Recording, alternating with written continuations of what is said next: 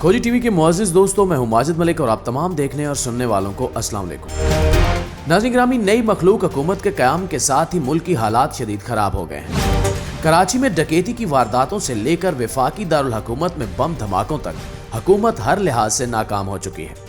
हमारे नाजरीन ये जानकर हैरान होंगे कि मुल्क की तारीख में पहली बार पाकिस्तान के दारुल हुकूमत इस्लामाबाद में दहशत गर्दों का एक ऐसा नेटवर्क मुनज़्ज़म हो गया जो बाकायदगी से वीडियोस भी जारी करता है, लेकिन हुकूमत के कान पर जूं तक नहीं रेंगती। खैबर पख्तूनख्वा में दहशत गर्दों की एक ऐसी तंजीम ने सर उठा लिया है जिसको अब काबू करना नामुमकिन लगता है। इस्लामाबाद में दहशत गर्दों का मुनज़्ज़म टोला कहां से आया? ये दहशत गर्द टोला किसकी इमा पर इंसानियत सोज कार्रवाइयां कर रहा है? विफाक में दहशत गर्द तंजीम के अरकान किस तरह वीडियोस के जरिए अपने नेटवर्क मजबूत कर रहे हैं? नेशनल सिक्योरिटी इजलास में हुकूमती अरकान क्यों परेशान नजर आए?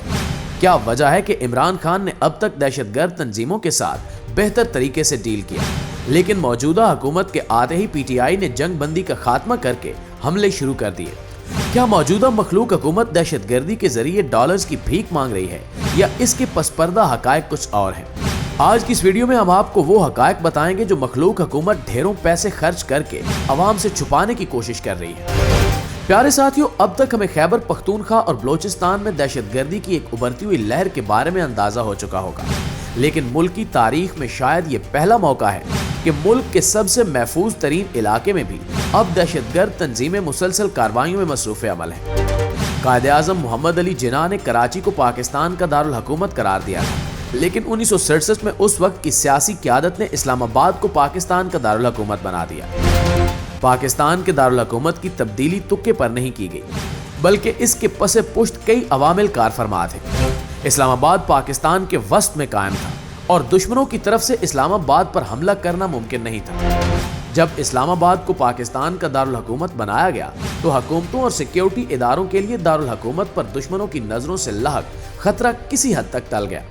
लेकिन हमारे नाजरीन ये जानकर जरूर हैरत में मुब्तला होंगे कि जो दारुल हुकूमत अब तक महफूज तरीन मकाम समझा जाता था वो अब माजी की तरह महफूज नहीं रहा। मौजूदा हुकूमत की नाकाम तरीन पॉलिसियों की वजह से शहर इक्तिदार भी दुश्मनों के चुंगल में चला गया है। तहरीके तालिबान पाकिस्तान के कारिंदे इस्लामाबाद में खुलेआम घूम रहे हैं, लेकिन हुकूमत हाथी के कान में सो रही है। जब लोगों की जानें गईं और धमाका हुआ तो हुकूमत ने होश के नाखून लिए। इस वक्त भी इस्लामाबाद में दहशत गर्द तंजीमों के कई कारिंदे वफाकी दारुल हुकूमत में मौजूद हैं, जो इस्लामाबाद के पहाड़ी इलाकों से रेड जोन और पार्लियामेंट हाउस की वीडियोस रिकॉर्ड कर चुके हैं। ये वीडियोस टीटीपी ने सोशल मीडिया पर रिलीज कर दी हैं। वीडियो में दहशत गर्दों ने इस्लामाबाद पर हमला आवर होने की धमकी भी दी है। प्यारे साथियों, इस वीडियो में एक शख्स ने पर्ची भी पकड़ी है जिस पर लिखा गया है कि तहरीके तालिबान वी आर कमिंग, यानी कि हम आ रहे हैं। नाज़रीन ग्रामी, जो मुल्क अब तक मुआशी तरक्की कर रहा था वहाँ तहरीके तालिबान की मौजूदगी से मौजूदा हुकूमत की कारकर्दगी पर कई सवालात खड़े हो रहे हैं।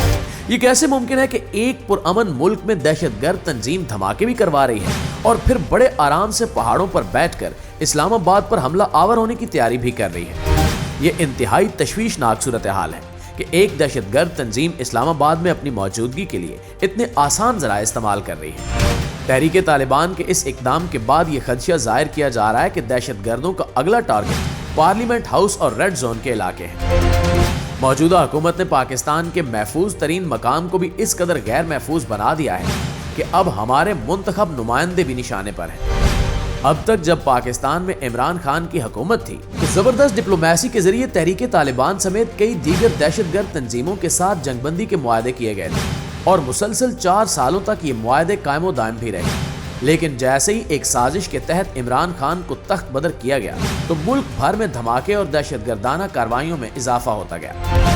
इमरान खान के होते हुए पाकिस्तान में एक भी ड्रोन हमला नहीं हुआ, लेकिन साजिश के तहत हुकूमत बनाने वालों के आते ही मुल्क भर में गैर यकीनी की फिजा कायम हो गई और पूरा मुल्क खौफ में मुब्तला हो गया। खुफिया रिपोर्ट्स में बताया गया कि ये दहशत गर्द तंजीमें मुल्क भर समेत इस्लामाबाद में दहशत गर्द कार्रवाइयों के लिए मजहबी मदारिस और दरसगाहों को भी इस्तेमाल कर रही हैं। क्या वजह है कि जब मौलाना फजलुर रहमान हुकूमत में नहीं थे तो मदारिस के उलमा और आइमा कराम को माहाना तनख्वाहें दी जाती थी, लेकिन इनके आते ही मुल्क के मजहबी मकामात और मदारिस दहशत गर्दी के लिए इस्तेमाल होने लगे। हमारे नाजरीन के जहन में ये सवाल जरूर खटक रहा होगा, लेकिन इसका जवाब भी हम आपको देते हैं। کہ عمران خان نے ہمیشہ نو مور کی پالیسی پر کار فرما رہ کر ملک کی باغڈور سنبھالی اور یوں کسی بھی مذہبی شخص کو ملک میں اپنے مذموم ارادوں کو کامیاب نہیں ہونے دیا۔ لیکن جیسے ہی عمران خان کو رات کی تاریکی میں گھر بھیجا گیا تو مذہبی لبادہ اوڑے چند نام نہاد رہنماؤں نے اپنی کارروائیوں کے لیے راستے بنا لیے۔ یہ تو وقت ہی بتائے گا کہ ہمارے ملک کی سلامتی کس قیمت پر فروخت کی گئی، لیکن موجودہ حکومت کے لیے ملک کی حالیہ صورتحال ایک سوالیہ نشان ضرور ہے۔ ناظرین گرامی، ملک میں غیر یقینی صورتحال کا اندازہ اس بات سے بھی لگایا جا سکتا ہے کہ گزشتہ روز قومی سلامتی کمیٹی کا اجلاس مسلسل 6 گھنٹوں تک جاری رہا۔ اجلاس میں ہونے والی گفتگو اور احکامات کے بعد سیکیورٹی اداروں نے اسلام آباد میں موجود دہشت گرد تنظیم سے تعلق رکھنے والے 11 لوگوں کو گرفتار کر لیا، لیکن ان افراد نے جو راز بتائے وہ انتہائی خوفناک ہیں۔ انہی افراد سے اداروں کو معلوم ہوا کہ یہ لوگ اپنے مذموم ارادوں کی تکمیل کے لیے مذہبی مدارس کو بھی استعمال کر رہے ہیں۔